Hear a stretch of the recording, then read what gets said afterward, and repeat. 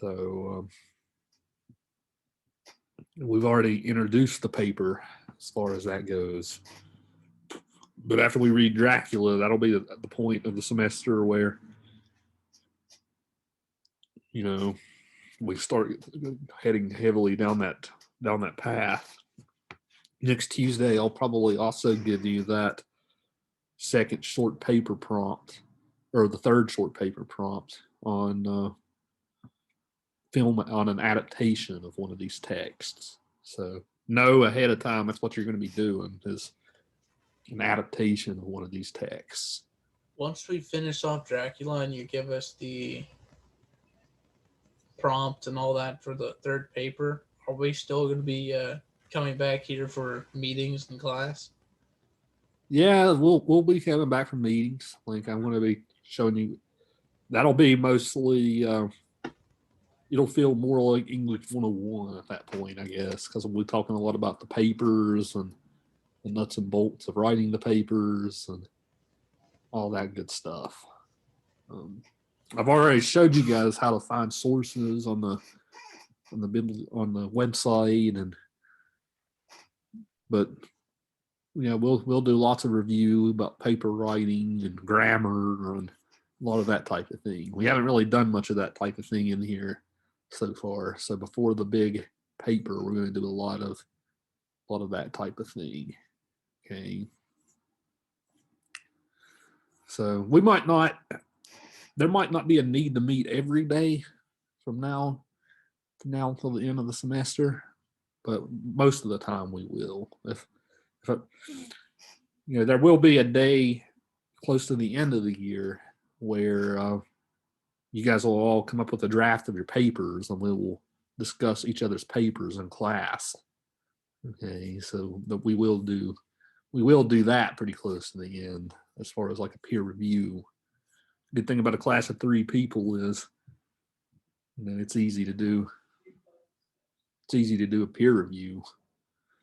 We're going to have someone else join us too during the final weeks of the class from online section of 102. She sent me a message asking if she could join this because I post our videos to the online class. I guess she's watched them. She wants to participate some. So we'll have one more person joining us in the final weeks. On the week of the 8th, on the 8th, I might be a little late to class because I have a dentist appointment. Okay. I put back in November, and I've been waiting this long to get in. Yeah, do your dentist appointment. The 8th. Okay. The 8th's a week from now. I'm taking it. Yeah, so by that point we'll be done with the discussions. Okay.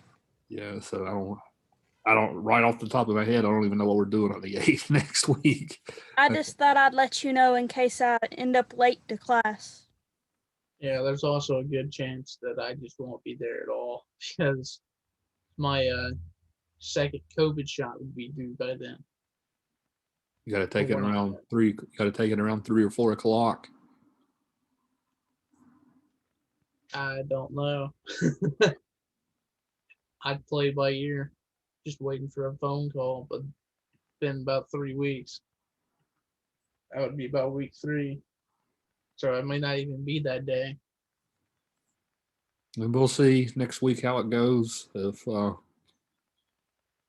if you guys if both of you can't make it, then we'll just pull the plug and resume the next week. We don't have too much more stuff to do because once I assign you guys the paper, you guys will need to come up with topics and write your proposal and do your bibliography and all that type of stuff. So if anything over the next week or so, you probably need to start thinking about a topic idea. So which one of these books did you like the most, or stories? What are some of the things that you might have been most interested in discussing about some of these books? I think back to some of our previous conversations about some of these books. The good thing about that is all of our previous classes are up on their Blackboard page, so you should be able to revisit if you want to jog your memory and all that good stuff. So that's going to be the key over the next week or so. Is maybe thinking of a topic idea. Some of you guys sounded like you were going along that direction a week or two ago. So that will be the next big thing to do, is coming up with that pitch. Okay. Because you need to kind of, whenever you think about a topic idea, you kind of got to start big at first. So like for instance, like I wanted to talk about sexuality in Dracula or something like that, right? Then when you read a lot of sources, the sources kind of help you narrow down your interests in the topic. So you don't ever want to kind of start out saying, I'm going to argue this, this, and this. Right? Maybe you feel that strongly and you're going to make an argument. Most of the time, if you start out broadly, and then the sources will help you go in one direction or the other.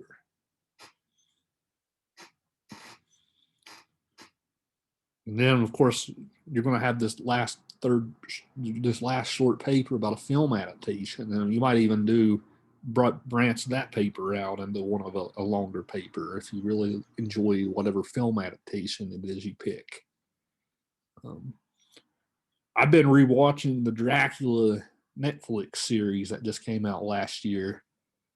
I would recommend that as a potential option for that paper if you like Dracula.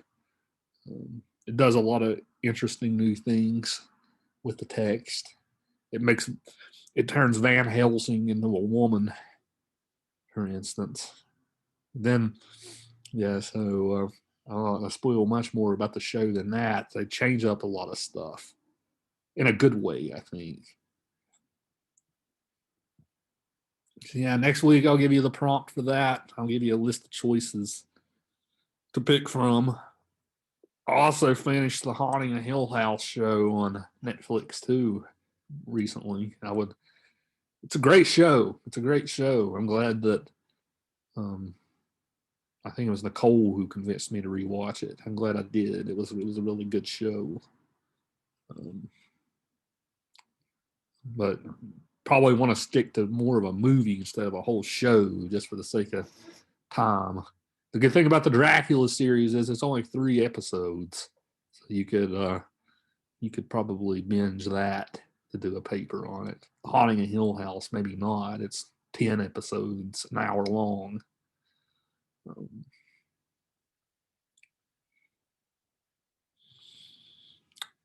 So let's get going then. Let's finish up our discussion of Dracula. Pretty much where we got to for today is we went through all this stuff with Lucy's sickness, right? Lucy's whole ordeal with losing blood and the sickness. They have to call Dr. Van Helsing in to solve the case. So we have a brand new character since last time with Van Helsing. Besides Dracula, Van Helsing is the most popular character about this book. Van Helsing's an iconic character. But we have a lot more stuff with Renfield, and from the Dr. Seward's perspective about Renfield. We pretty much get to the point where they kill Lucy in the undead, right? Lucy wakes up in the undead, and we get to where they kill her. That's pretty much where we're at as far as plot in the book goes.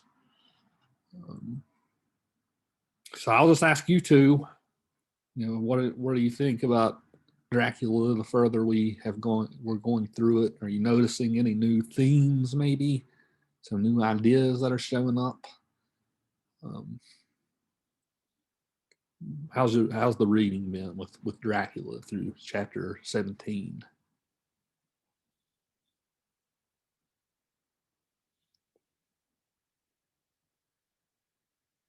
One of the two of you's got to say something. Nicole's not here, so you guys got to pick up the slack. So. I'm not really sure if I've noticed any new themes or anything yet. Right. But this whole written letter thing is really throwing me off. I keep having to go back just to figure out who's actually talking and who we're trying to figure out who we're talking about and who they're talking about. And it's confusing me. So that didn't bother you too bad the first time, if I recall, right? Because it was mostly Jonathan talking then about his experiences in the castle, right? When it was just Jonathan, I could follow it because it went like 5 straight chapters of just Jonathan, but then it put in 10 different characters now, and I'm having a hard time following who's talking when they're talking. Right. So we get letters from Dr. Seward, Van Helsing sometimes, Mina, Lucy writes some letters in this. I know. Can't think of any. I don't think Quincy or any of those guys write one. I think we got 4 different. Jonathan writes some more letters too in this part, right? So there's 5. There's 5 different characters writing letters. I guess you got to keep up with. Right. So are you constantly going back and looking at like the beginning of the chapter, like this is Dr. Seward talking now, or Not all the time, but I have to spend a minute reading the bold so I know who's talking before I really get into it. right? So do Honestly, you like the or go ahead, Ron? Honestly, I can never even tell who was talking, and I just now look back to see who was talking, and I noticed that it actually tells me who's talking, like the first few letters of chapter 9, because I got completely lost, and now I just look back and it was Mina to Lucy, and to begin with, I had no idea what was going on. I knew it was about Lucy, but other than that, I didn't know who was saying anything. Honestly, I thought it was Stuart talking, but it was Mina. Yeah, you got to be attentive readers here, right? To keep up with who's talking at any given moment. Um, that's how a lot of these epistolary novels are. Right, Dracula is actually pretty simple compared to some of these really old books. Some of these you have 20 or 30 characters you got to keep up with, right? So it's not too daunting compared to some other ones. So yeah, just be attentive as you read, right? Make sure that because it spells it out for you. You don't have to play guesswork or anything like that. It's different. It at least tells you who's talking, because if not, I'd be very confused reading this whole thing. Right. Yeah, there's lots of books written in the 1900s that take this type of style, but they don't tell you who's talking. Right. You kind of have to put it together like a puzzle. Right. I hate stuff like that. Right. And so. Kind of made me think more than I need to just to read a book. Yeah. Like, who's talking? Completely lost. You get lost like most of the way through the story, and then you kind of never catch yourself. Yeah, lots of these books are written in stream of consciousness, or even like it goes on like what a character's thinking, and stuff will skip around, and like characters will even lose senses of time and where they're at. Like William Faulkner, for instance, wrote a book called The Sound and the Fury. He's got a bunch of different narrators in that book. Like, for instance, he tells one of his narrators is someone who's getting ready to kill themselves, right? Suicidal. So he kind of puts you in the mind of a suicidal person. He puts you through someone who's mentally disabled, right? Who can barely put a sentence together. So he does. He's a really cool writer, but it's written kind of like this, but a lot more challenging because they don't really spell out for you who's talking, or even where you're at or when. Right. So Dracula kind of paved the way for a lot of that type of stuff that would come up 30 or 40 years after Dracula came out.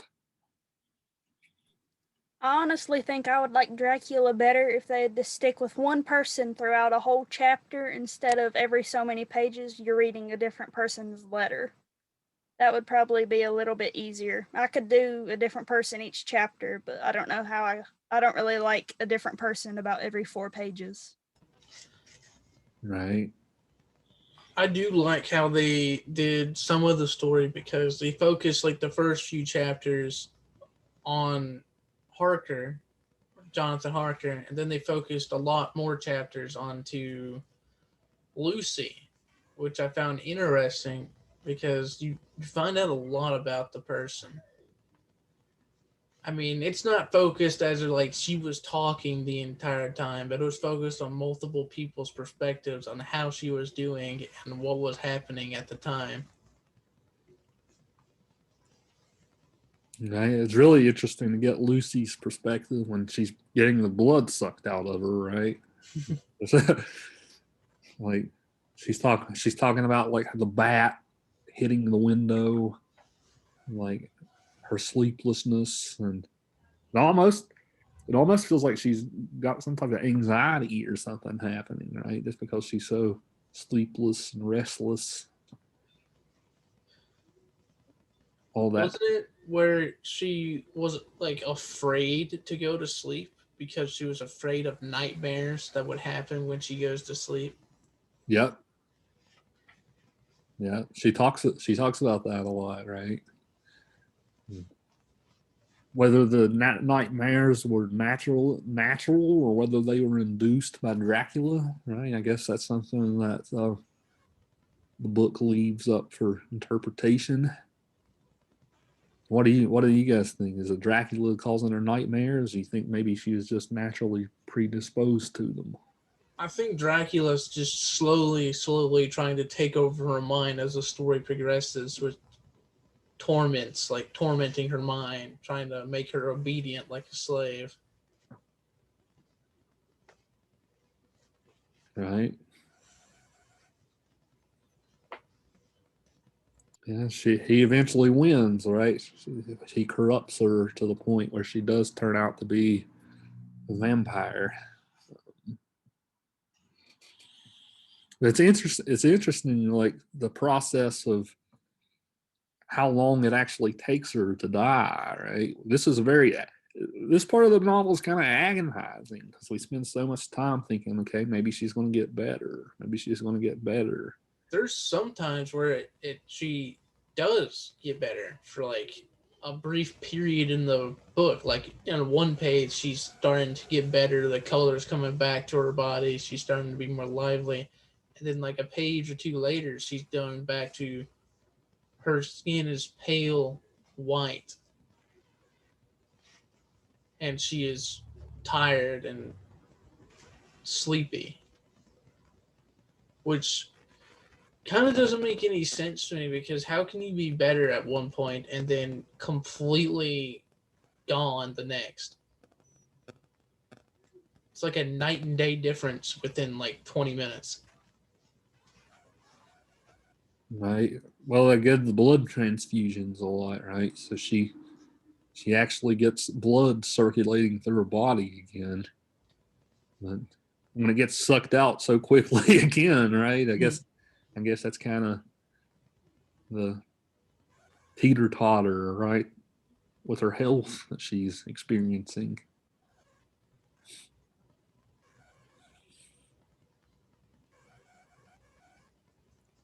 Yeah, it is grueling, right? Just to see her suffer, just to see her suffer so much. Um, she seems like a pretty good-hearted person, right? She at the beginning of her section, right? She's talking about how all these men want to marry her, right? Um, we get Arthur and Quincy and Dr. Seward all right who want to marry her, right? But it's not like she's playing on their feelings or whatever, right? She's actually honest and open with her suitors, right? That she's Dr. Seward, you're cool, you're my buddy, but no, we're not going to get married, right? She's actually honest and doesn't try to lead the guys on or anything.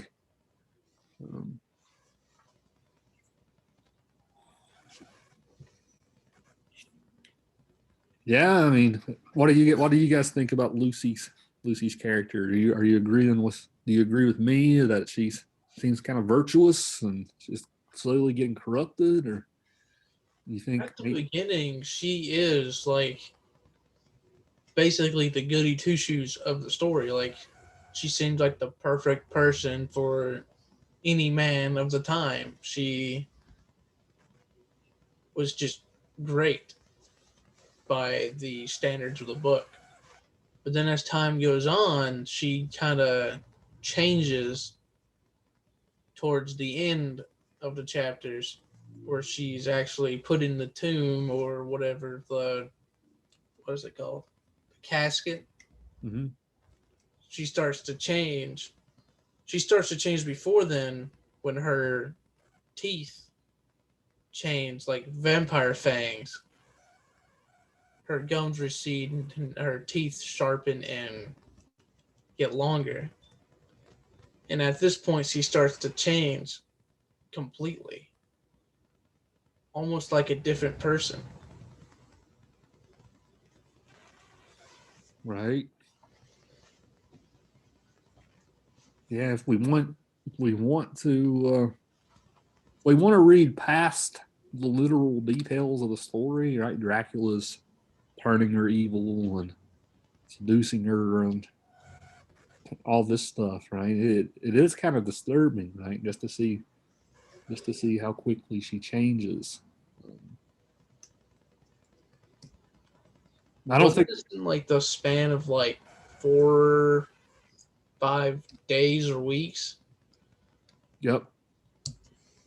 Now that's the cool thing about the epistolary novel form, right? It gives us kind of a chronology of like how soon this happens, right? So I think from like September to November or something, that's when everything starts really going downhill for her.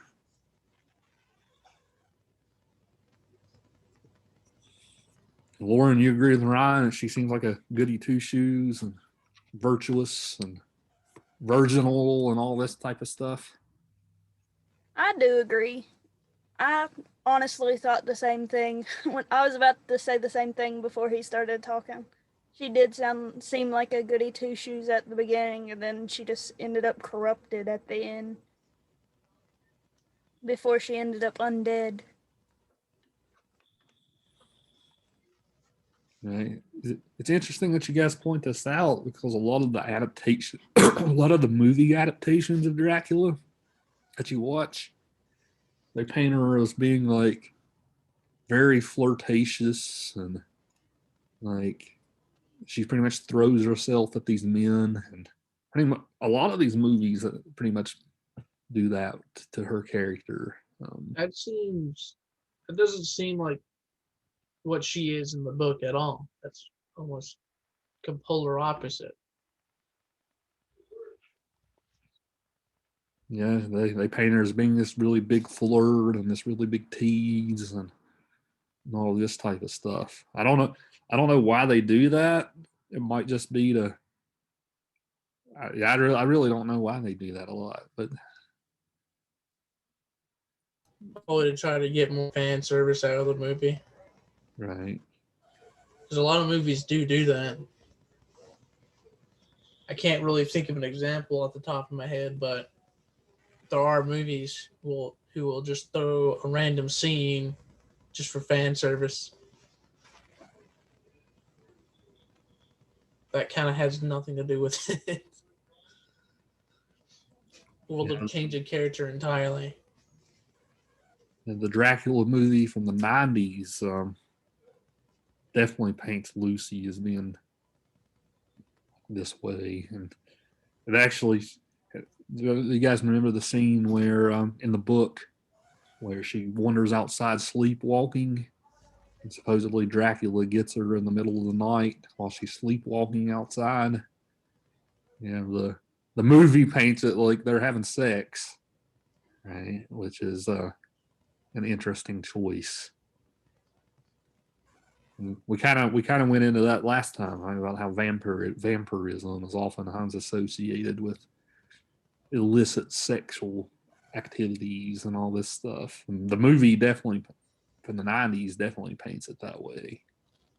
Yeah, they kind of over sexualized it a lot.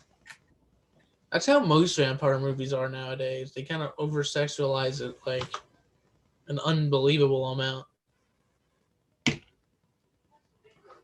Right? Twilight and Anne Rice Especially stuff. Twilight. What? Especially Twilight.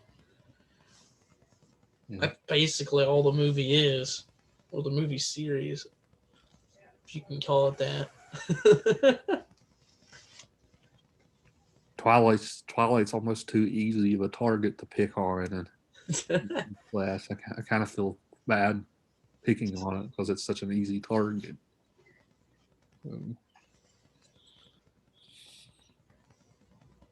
Yeah, I mean, even here, like when we get Lucy after she's dead, when they encounter her before they kill her in the undead, like they say that her face is full of voluptuous.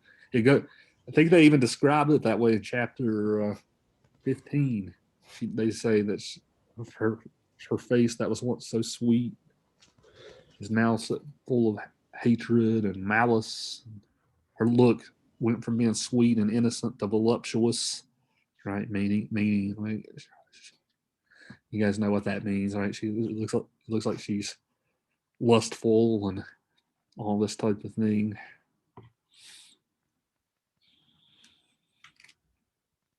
Yeah, vampirism, right? Being a metaphor almost for corrupting someone sexually.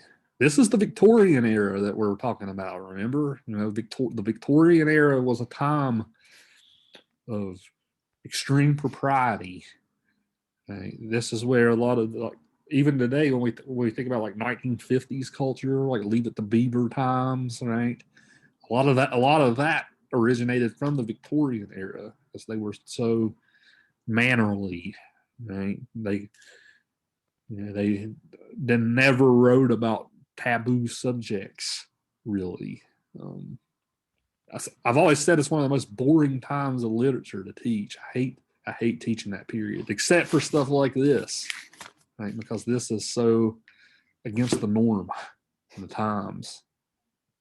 So this stuff seems mild today, right? But back then this stuff was shocking. Right? Nobody had ever read anything quite like this before. Kind of like how our discussion of The Exorcist went the other day, Ryan, in our other class, right? No one had ever seen anything quite as risque as The Exorcist in movies before that came out.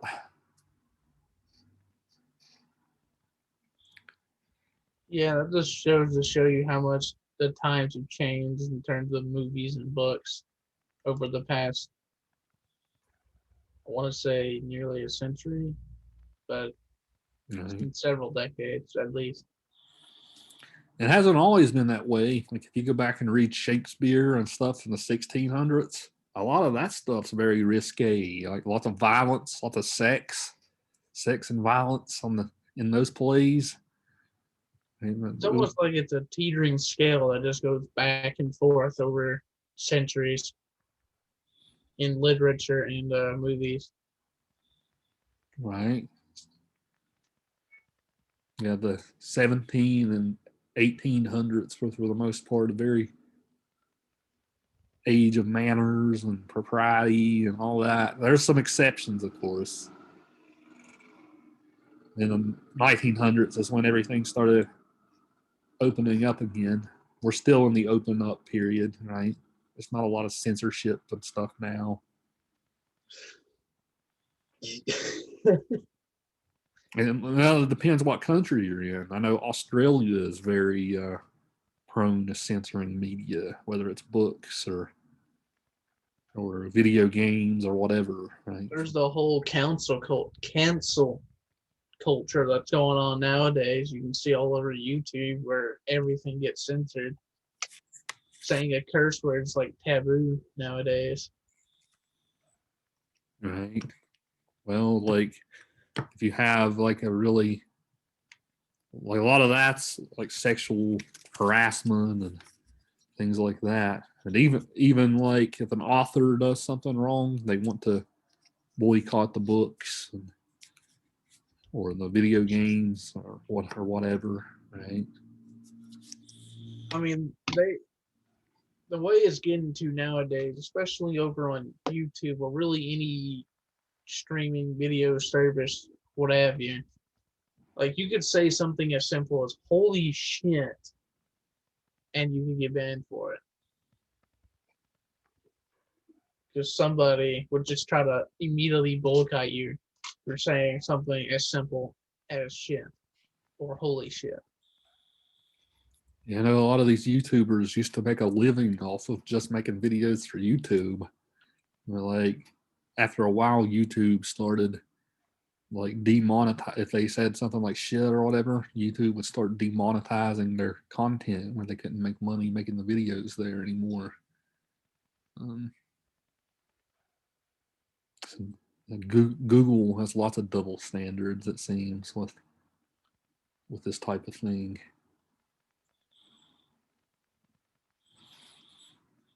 What about Van Helsing's character? What did you guys think of the introduction of this character? I'm sure you guys have probably seen this character mentioned in something you've seen before, right? One of my childhood favorite video games. Because I actually, since the last class, I searched around and tried to find the game that I was thinking of, and I actually found it. You can't play it nowadays unless you have a PlayStation, original PlayStation, or PlayStation 2, or the original Xbox. And that game is old. What was the game called? Van Helsing? It was literally just called Van Helsing. That was the whole name. It's not even, it's so old that it's actually not even shown. It just shows an entirely different game. Like when you look, like you can actually find videos of the game back then. You can play it on the Xbox 360 at 720p, and that was maxed. It was one of my favorite games back in the day. Was that the tie-in with the movie or whatever? Yeah. From like 2002? Van Helsing, the vampire hunter. Hunts a lot more at vampires. Right? That depiction even's a lot different than the one we get in this book, right? In this book, he's very much this old, he's a professor, right? He's an older man. He's very educated, right? He's a lawyer and a scientist. We learn. He's a very, very educated man. He seems like the one they always run to if they have an issue. Right? He's the go-to guy, right? Dr. Seward's a doctor too, right? Why can't Dr. Seward figure out what's going on? Why do they got to call Van Helsing, do you think?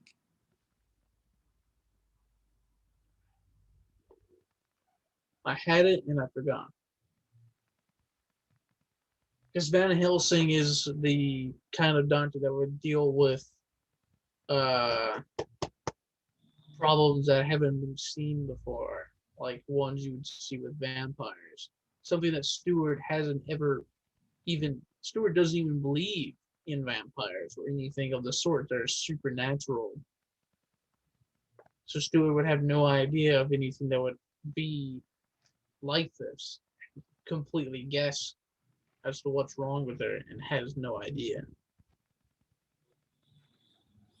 Right. Especially back in the day when the medical knowledge is kind of primitive for the time compared to ours. Yeah, I think you hit it right on the head, Ron.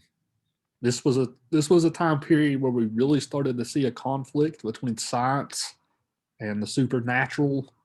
Whether we can conflate religion here with the supernatural, right? This is when science and religion really started diverging from one another. Like you couldn't really be a respectable scientist and believe all this other stuff, right? It's still like that today, almost. It's very rare that you meet like a scientist. I'm not trying to group all scientists into this box. That would be a hasty generalization, right? Stereotype. Right. But a lot of scientists are still skeptical about this type religion and this type of stuff. Right? It's hard to be a scientist and have faith um, in a higher power. It's just hard because the two things kind of Clash. contrast.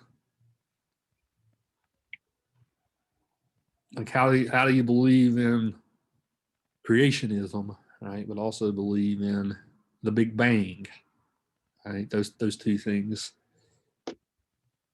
That's like the stories you hear of a teacher getting fired for teaching the Big Bang Theory to students rather than the religious beliefs of God created the universe.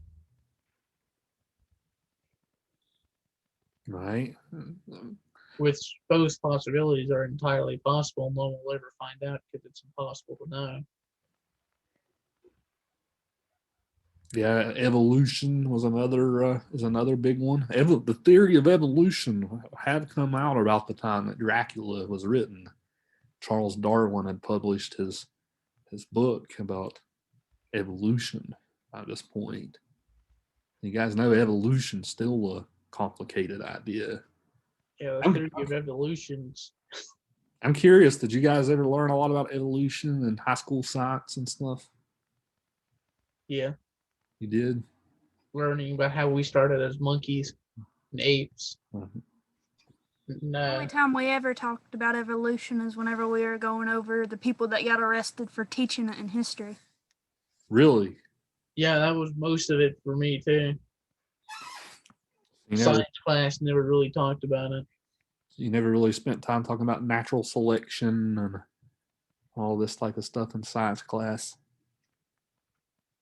Not a whole lot. That does- Our science teacher was more interested in us learning about rocks. yeah, My that- biology teacher, my sophomore year of high school, didn't even really make us do much. We watched videos all day because he didn't like biology to begin with. right. Yeah, that's. I hope he wasn't teaching biology exclusively, right? He was. He was for the school, but he liked chemistry and physics better, and he just got put into biology. Right. I guess that kind of thing happens. I know it happens here at the college too. Um, Dr. Bartlett's a geologist, but he has to teach anatomy. Right? I don't know how Math. math. I don't know how he does it. Uh, yeah, he Yeah. he definitely goes outside of the box.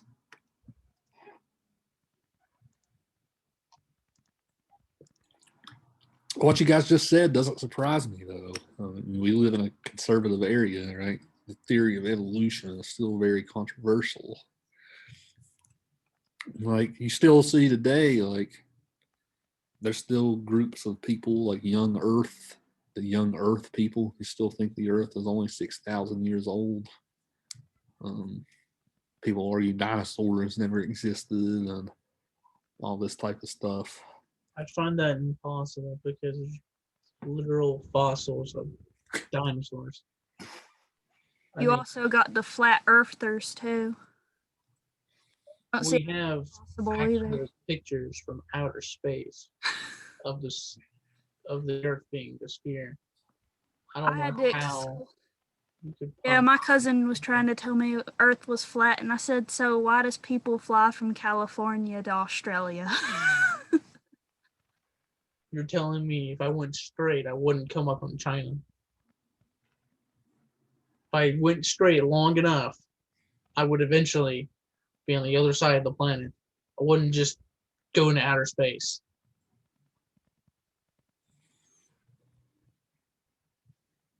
Yeah, it's hard to reason with people like that, right? To say the least. I mean, you could literally just go to one of the space stations and ask one of them, is the Earth flat? No. I told you they say a lot of people say the moon landing in the 60s was faked, right? Like they think the 2001 The Space Odyssey director faked the moon landing for the government. Right? I find that hard to believe since we have people literally floating in orbit. For they floated in the movie too. Right? So that's their argument. Yeah, you can They make made this a movie. your room on Earth. You just need a bunch of turbines. It's not hard to replicate. It's very cost inefficient. Yeah, we finished up our sci-fi unit in movie class, right? We talked about all that stuff.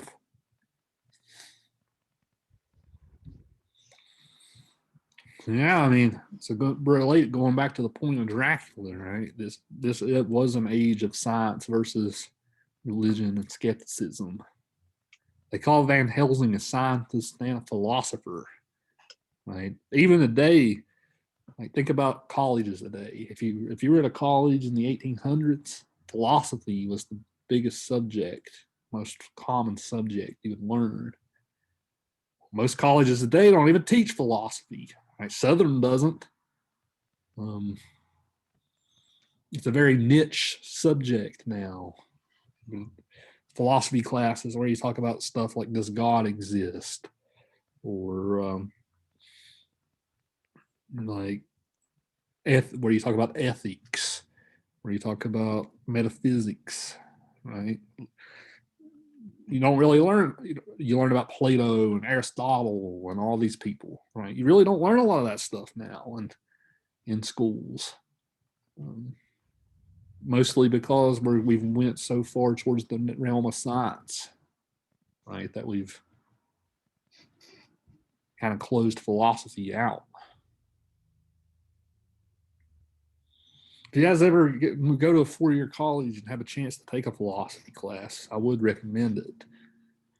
It's a class that'll open up your mind to a lot of stuff. I know it did me when I first took it. Like it was one of those classes that I loved taking.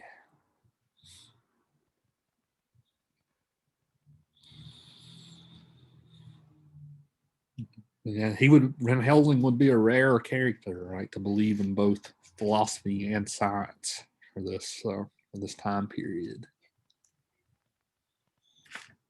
Seward is completely within the realm of doubt, right? If you can't prove it through science, you have to doubt that it's true. And Van Helsing's kind of giving us that moral lesson. Some things you can't prove through science. You guys see any similarities between Van Helsing and Frankenstein? Think there's any similarities between the two?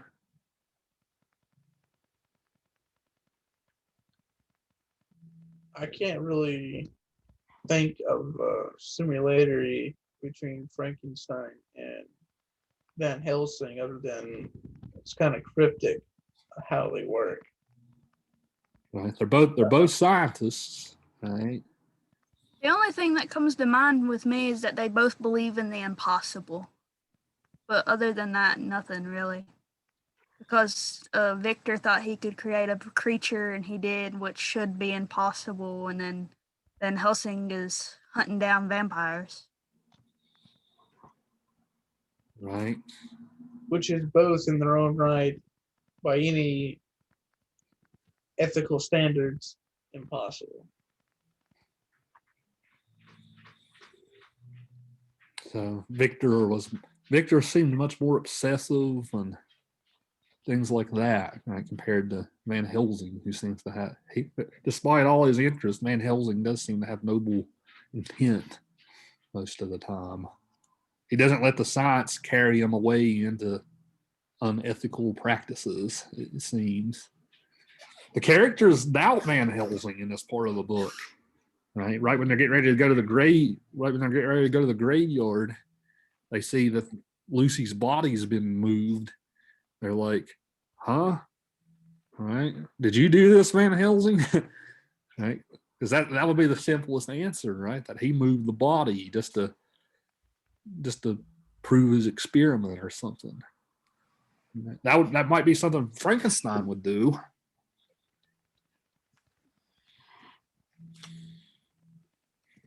He seems unfazed by the accusations when they raise it against them. I find it very unsurprising when he isn't surprised that he has accusations against him, because throughout this whole ordeal, he already knows what's going on, and he's just not telling everybody else. He essentially just says, wait and see, and you'll find out eventually. Why do you think he does that? Why not just straight out say it? Like he's had years of experience dealing with this, and he knows how the people will react if he really tells them what's going on. Right. I'll just say he's a madman, have basically kick him out. Probably wouldn't have anything else to do with him, because he just straight up told him what was going on, and by any normal person would think that's complete bullshit, for lack of a better word, and just say, no, you're done, out. Right, so he would lose his credibility, to say the least. He puts together a case, right? He makes, you got to give him that. He makes absolutely sure that this is the case. Yeah, he goes through very lengthy steps to prove it as well. Mean as Jonathan Harker's diary that we read, that Van Helsing gets to read, right? That seems to be the final proof that he needs, that something is amiss.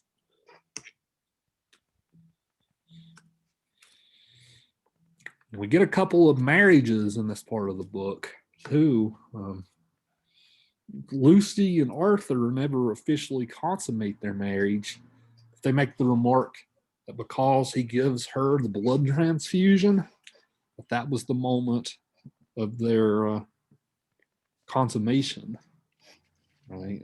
The other characters are like, we're thinking to themselves, yeah, we gave her blood transfusions too, right? Yeah, there was like 4 characters that gave her blood transfusions. Right. Just 4 wives, 4 husbands. Yeah. So that they're thinking it, but they just bite their lips, right? You guys see any logic in that? You think that's romantic that he would think that, perhaps? I think it's dumb. I think that's just a stupid way of thinking, because I'm pretty sure he knows that like 4 other guys also did the exact same thing. If that was all they went off of, that was very stupid. Right. His blood is entering her body, so they're now one person, right? Yeah, you guys, one of the things I've always been curious about is blood types and all that type of stuff. Like, they did do blood transfusions back in the day, but I'm curious to know how often it went wrong, just because somebody else might have given. I'd say it probably went wrong very often, but they didn't have the technology we have nowadays to actually know the blood type. And unless you get lucky and you have someone's blood like mine, I'll use mine as an example because I have the universal blood, O negative. Pretty sure that's it. I know it's universal blood. I don't remember what's O positive, O negative. But anyway, unless you find someone that has blood like mine, where I can essentially give blood to anybody and it would be perfectly fine. Something wrong is going to happen because you got to get lucky with the people having the same blood type. Yeah, you're the universal donor, but it's hard to give blood to you. That's the Yeah, perk of being an O. only one blood type works. Yeah. It's a good thing I have an identical twin. I'll use him. No, I've got the same blood type. I'm an O as well. I'm almost 19 and have no clue what my blood type is. That's something that they can figure out. I think it's like if you donate blood at the Red Cross or something, I think they'll tell you then what type you are. Man, I feel old. I turned 20 like last month. Well, in like 2 weeks, I turned 19, so. I got a full year on one of my classmates. I'm old. Oh, on my basketball team last year, I had two 20-year-olds playing with me, and I was in the same grade as them. Were they just held back a couple of years or something? They were held back 1 year. Like, one of them got sick, and then the other one just didn't go to school, so they both got held back. Yeah, I've heard getting held back is almost impossible now in schools. I mean, I was a D before they kicked us out of school with COVID. And then I passed with straight A's and got brain trust. And I did nothing. Literally didn't show up to any class. I literally sat on my ass and played my computer for days and months. And then went to graduation, passed with honor roll. Wish that was the same for me. I went to all of my classes, was a straight A student before COVID, and then ended up with a B. And then I had straight A's for like 7 years, and then one teacher gave me a B during COVID. Messed up the whole thing. Were you in line to be the valedictorian and all that? And then... No, but I was in like the top 10 and got put down 20 spots, I think. Oof. I was like number 50 somehow. Now, all that stuff doesn't mean anything anyway. I wouldn't let any of that phase you guys. I know my high school valedictorian was a very talented person. Like, she could have done anything. She ended up doing nothing with her life. Right. So, yeah, that's not the crowning achievement of anyone's life. So. I always see these YouTube videos of valedictorians, like they even cut off their mics because they just start talking pure trash about the school, which I'm surprised our valedictorian last year didn't, because we did nothing. That was the whole year. We did absolutely nothing past.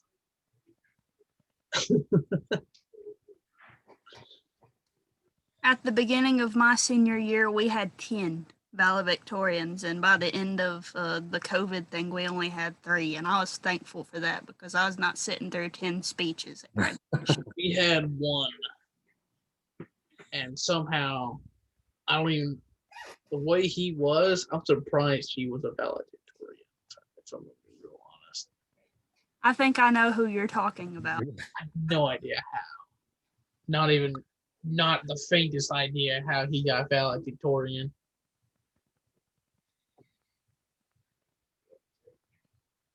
Yeah, I think I was 12th in my class back in the day, if I remember. All right, just making us look dumb, making me look like I'm up over here with the ranked 50. I was so mad that I got put down so many spots that I didn't even look at what number I was when I graduated.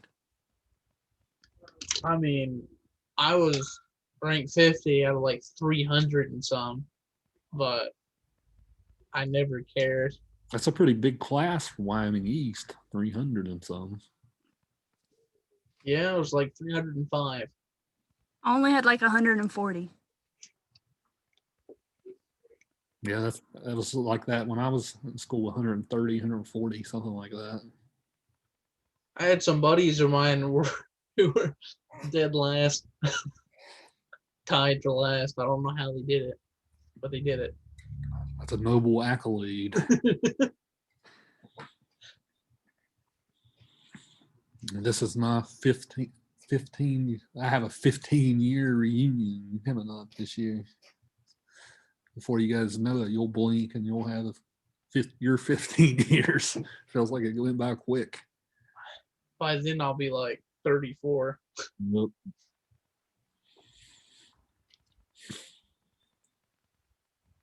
Yeah, so this, as far as, let's see, look at the time here. We got a few more minutes. We talked all about these characters. There's lots of themes that come up in this part of the novel.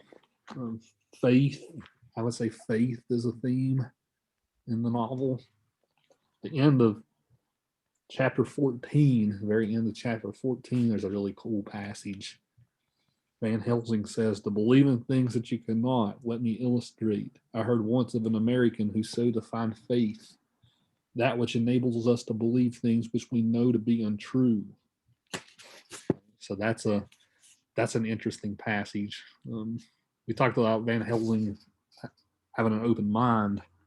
That's an interesting definition of faith, believing in things that you know to be untrue. I found that to be a curious passage. That's at the very end of chapter 14.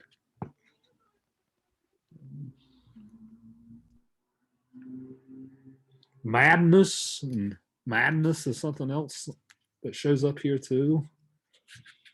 Like we didn't talk anything about Renfield today. What did you guys think about this Renfield character and his kind of crazy behaviors? What do you think of this character? Reminds me of the medical ward in Cuckoo's Nest. Yeah. Yeah.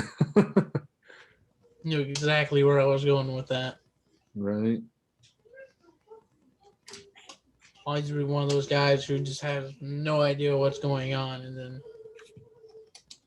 has some insane purpose that he tries to carry out and kind of fails entirely. Yeah, as bad as those mental institutions were in the 50s, right? If you go back 50 or 60 years into the Victorian era, it was way worse even then than it was even in like the 50s in America.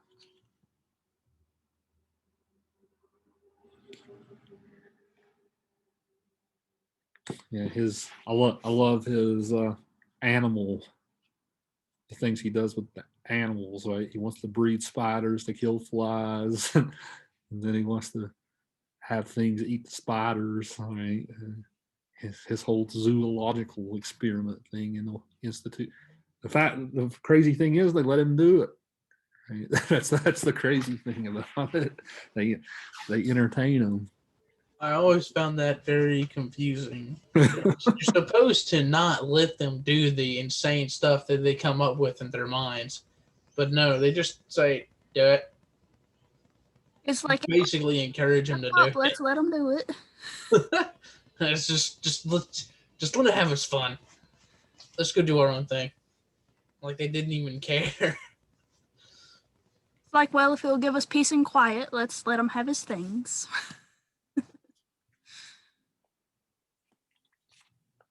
Yeah, they draw the line at giving him a cat because I know it'll get way crazier after they give him a cat. After they give him a cat, He'll become the cat lady from all the movies. All huge fuzzled hair and just a cat in his arms.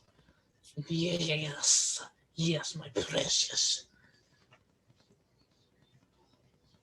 that's kind of how he's painted in a lot of these films. Like you just made a Gollum reference from Lord of the Rings, right? Yeah, That's how that's how Renfield kind of acts in a lot of these movies. Like he's essentially the golem of Dracula. Pretty much. Pretty much.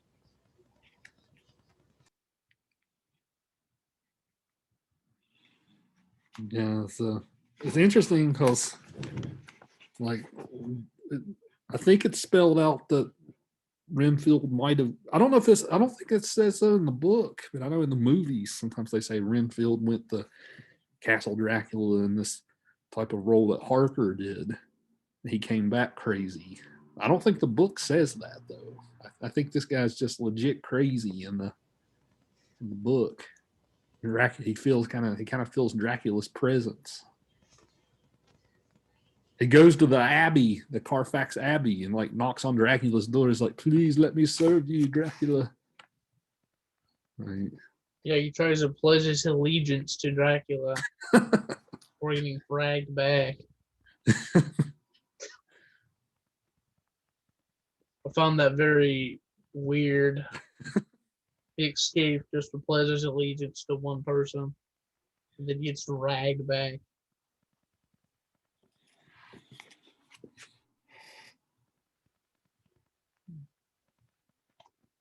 Yeah, he goes from crazy to calm, from crazy to calm. It's hard to keep up with his moods.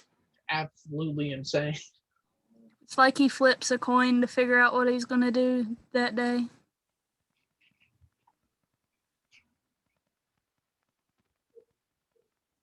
He's like one of those guys with multiple personalities.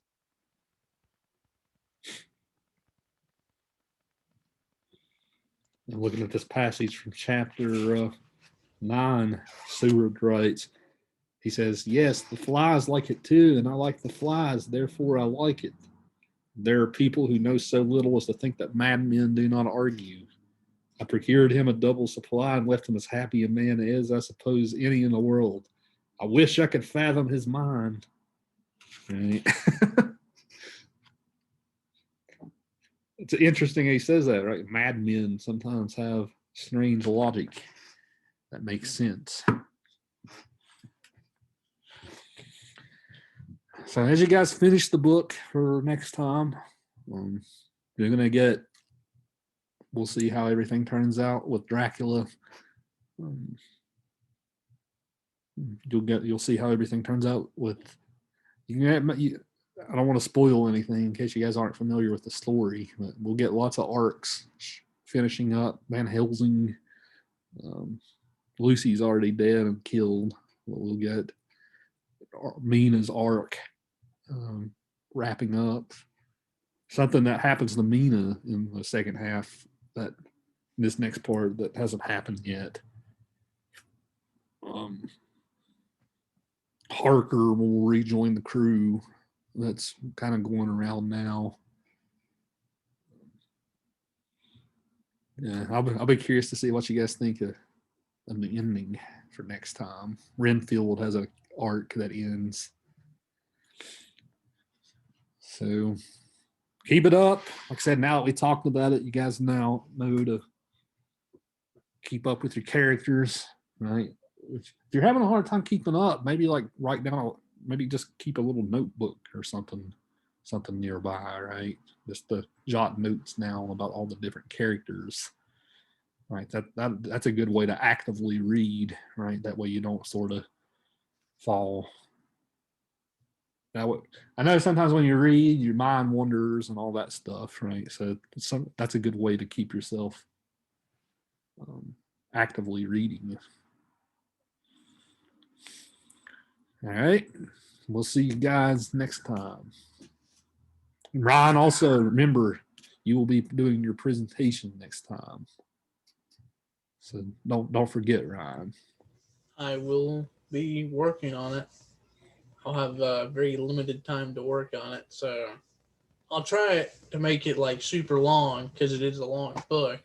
Right. But it'll probably end up being like 2 pages because I'll only have like 2 days to work on it because I won't be home over the weekend. Right, as you had the benefit of doing this after we've talked about it over a couple of classes. So yeah, that definitely makes it easier. Right. I'll probably ask some similar questions as we asked in class, like the why didn't Van Helsing explain it earlier as to what he knew about Lucy's condition. That would probably be a question I put on there because I found that question very interesting. Right. So we shall look forward to it. You will do great. So we'll see you guys then.